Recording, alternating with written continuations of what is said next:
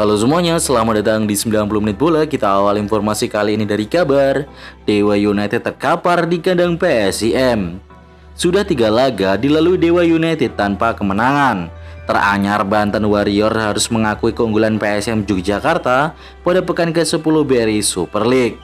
Bermain di Stadion Sultan Agung Bantul, Yogyakarta pada Rabu 22 Oktober sore, Dewa United menyerah dengan skor 0-2. 2 gol PSM dicetak via brace Nermin Haljeta pada menit ketiga dan menit ke-61. Jan Olderi Kering angkat bicara mengenai rentetan hasil minor yang didapat Dewa United. Juru taktik asal Belanda itu menyebut timnya kurang beruntung dalam 2 pertandingan terakhir. Namun Rick Kering memuji performa skuad PSIM yang tampil Spartan saat mempecundangi timnya. Pelatih berusia 62 tahun tersebut menilai tuan rumah begitu menyulitkan anak asuhnya sepanjang pertandingan. Kalahkan Selangor, Persib ke puncak klasemen. Persib Bandung menang 2-0 atas Selangor FC di ajang AFC Champions League 2. Kemenangan ini membawa Maung Bandung ke puncak grup G. Persib Bandung menjamu Selangor FC di Gelora Bandung Lautan Api pada laga grup G AFC Champions League pada Kamis 23 Oktober. Persib bisa mempertahankan keunggulan 2-0 hingga laga tuntas. Kemenangan ini membawa Pangeran Biru ke puncak klasemen grup G. Mereka mengumpulkan 7 poin dari 3 laga. Persib unggul 1 angka dari Bangkok United di urutan kedua. Lion City Sailors di posisi ketiga dengan 4 poin. Selangor jadi juru kunci dengan belum meraih angka sama sekali. Cering, AFC langsung kirimkan cuan fantastis buat Persib. AFC langsung mengguyur cuan cukup fantastis untuk Persib Bandung. Persib berhasil mengalahkan Selangor FC. Cuan tersebut bahkan cukup untuk membayar gaji pemain timnas Indonesia Cuy Palu Pesi saat ia gabung Persib. Selain memperbesar peluang lolos ke babak 16 besar, kemenangan ini juga membuat Persib mendapatkan tambahan cuan dari AFC. Pasalnya AFC mengucurkan dana yang fantastis untuk tim ACL2 setiap kali menang. Menurut laporan resmi AFC, setiap klub yang berhasil lolos ke fase grup ACL2 akan menerima uang partisipasi sebesar 300.000 US dollar atau sekitar 4,8 miliar. Angka ini belum termasuk bonus tambahan jika klub mampu meraih kemenangan. Lebih menarik lagi, AFC juga memberikan hadiah 50.000 US dollar sekitar 800 juta untuk setiap kemenangan di fase grup. Artinya, jika sebuah tim bisa menang dalam 3 laga saja, mereka sudah bisa mengantongi 450.000 dolar atau setara 7,2 miliar rupiah hanya dari babak grup saja. Persib Bandung gendong ranking Liga Indonesia. Indonesia patut berterima kasih ke Persib lantaran berhasil menaikkan ranking Liga. Berkat kemenangan Persib Bandung saat melawan Selangor FC dalam ajang AFC Champions League 2, ranking Liga Indonesia naik dari peringkat ke-22 ke 21. Di grup timur negara-negara yang tergabung di AFC, ranking Liga Indonesia kini berada di urutan ke-10. Indonesia melewati Kamboja. Ranking Indonesia juga semakin memepet Hong Kong.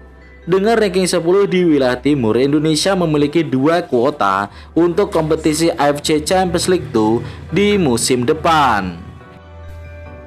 Edu Perez tidak peduli statistik Persebaya versus Biak. Persebaya Surabaya bertekad meraih poin penuh menghadapi PSPS Biak pada pekan ke-9 BRI Super League. Laga digelar di Stadion Maguwarjo Sleman pada Jumat 24 Oktober. Kekalahan 1-3 dari Persija Jakarta pada pekan lalu membuat The Green Force tak boleh kehilangan poin jika ingin meramaikan persaingan juara Super League.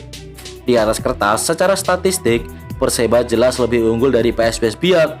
Persebaya mampu meraih kemenangan dalam 2 pertemuan di kasta tertinggi. Selain itu, secara peringkat klasemen, Rahmat Irianto dan rekan berada di urutan ke-11 klasemen dengan 10 poin. Sementara Biak terjebak di zona degradasi dengan 5 angka saja.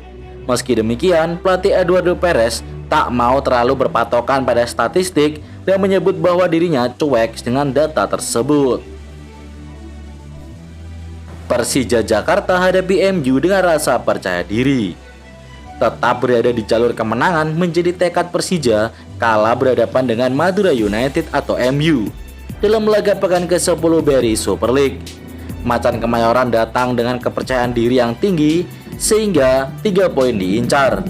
Pertemuan kedua tim akan tersaji di Stadion Gelora Madu atau di Stadion Gelora Madura Ratu Pamalingan, Pamekasan pada Jumat 24 Oktober pukul 19.00 waktu Indonesia Barat.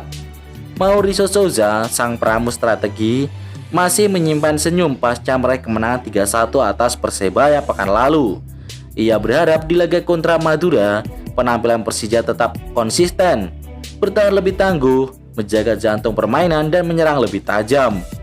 Mauricio Souza mengakui tidak mudah bagi Persija mengalahkan Madura United di kandangnya. Namun tim kesayangan Jakmania punya keyakinan kuat buat menang. Arema FC dihantui rekor buruk hadapi Borneo FC. Rekor buruk selalu menghantui Arema FC saat bertemu Borneo FC. Berkaca pada 4 pertemuan terakhir, Singoedan hanya mampu sekali meraih kemenangan. Kemenangan Arema itu didapat pada musim 2023-2024 melalui skor tipis 1-2 di kandang Borneo FC dan sisa 3 pertandingan lainnya berakhir dengan kekalahan. Pada musim lalu misalnya, 2 kali Arema FC babak belur digasa oleh pasukan Pesut Etam, yakni kalah 0-2 di Stadion Supriyadi Blitar dan 3-1 saat menyambangi Stadion Segiri Samarinda. Pelatih Arema FC Marco Santos sebelumnya sempat menyampaikan kalau timnya saat ini berbeda dengan musim lalu. Untuk itu Marco Santos optimis anak asuhnya dapat meraih poin penuh saat bermain di kandang nanti. Erick Thohir tutup pintu Sintayong kembali ke timnas. Mantan pelatih tim nasional Indonesia, Sintayong akui belum bisa move on dari tim Garuda. Tapi Ketua Umum PSSI Erick Thohir menegaskan pihaknya yang sudah move on. Posisi Sintayong sendiri saat ini tengah kosong, menganggur usai dipecat oleh klub K-League Ulsan Hyundai. Begitupun timnas Indonesia saat ini tidak memiliki tim kepelatihan mulai dari timnas senior U23 dan U20. Dalam sebuah kesempatan, pelatih asal Korea Selatan itu secara tegas menyebut Indonesia sebagai prioritas utama. Dia bahkan akan menolak jika ada tawaran dari negeri lain yang lebih baik. Tapi dengan satu catatan, jika memang Indonesia kembali datang penawaran menarik, Sintayong tak akan berpikir panjang. Secara emosional, Sintayong mengakui memiliki ikatan batin dengan pendukung Indonesia. Hal ini yang membuatnya belum bisa move on dengan negara berpenduduk 270 juta jiwa tersebut, yang mayoritas fanatik dengan sepak bola. Di sisi lain, Erick Thohir buka suara terkait hajat rakyat Indonesia yang menginginkan Sintayong kembali. Dilansir video yang ditayangkan iNews di kanal YouTube, Ketua Umum PSSI itu terdengar berbincang dengan Aiman Wicaksono. Probabilitas Sintayong 0? Tanya Aiman, yang merujuk pada kecil kemungkinan Sintayong kembali melatih Indonesia. Erick Thohir menjawab bahwa PSSI sudah move on. Kita kan move on.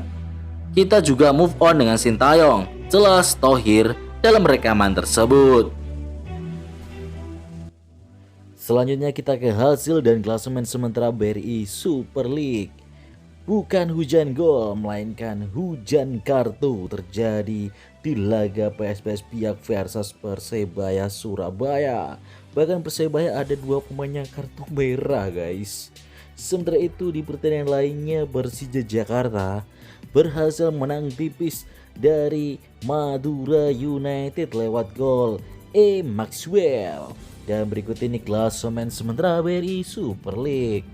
Borneo FC masih di puncak klasemen, diikuti Persija Jakarta, dan di bawahnya ada Persita Tangerang, dan nomor 4 ada PSM Yogyakarta, nomor 5 ada Malut United, 6 Persib Bandung, 7 Arema FC, 8 Bali United, dan 9 Persebaya. Beralih ke papan bawah nih, nomor 10 ada Bayangkara FC, 11 Persik Kediri, 12 Dewa United, 13 Madura United, 14 Persijap Jepara, 15 PSM Makassar, dan di zona degradasi ada PSPS Biak, Persis Solo, dan juga Semen Padang guys. Gimana dengan jagoan kalian?